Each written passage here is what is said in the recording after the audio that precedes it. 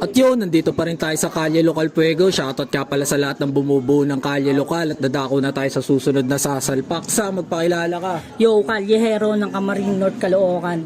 Shoutout nga pala sa lahat ng mga batang North Caloocan dyan. Sino nga pala naging influence mo sa pagrarap sa? Si Mike Cosa, tsaka si Slope One.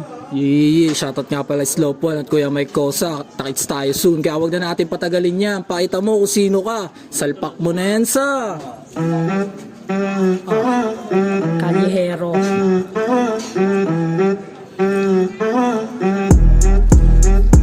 Kala ng iba meron na dilang matabel. Ang hindi nila alam, suko sa amin yung papel. Pag kami na nagsulat sa lugar kalatagan, ganun talaga kasi mga kasama di tamad.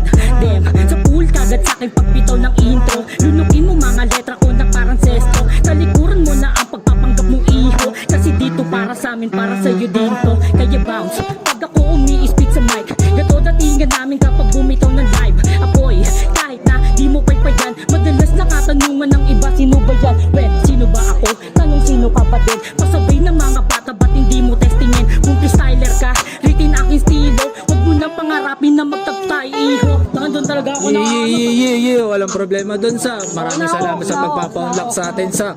Baka may gusto kang shoutout dyan na i-promote na kanta. shoutout sa Di Masalang. Ayun lang. Shoutout nga pala sa kanila. Kaya kung nagustuhan nyo yung banat nyo, huwag nyo kalimutan like and share to main. Yun lang ulit. Peace out.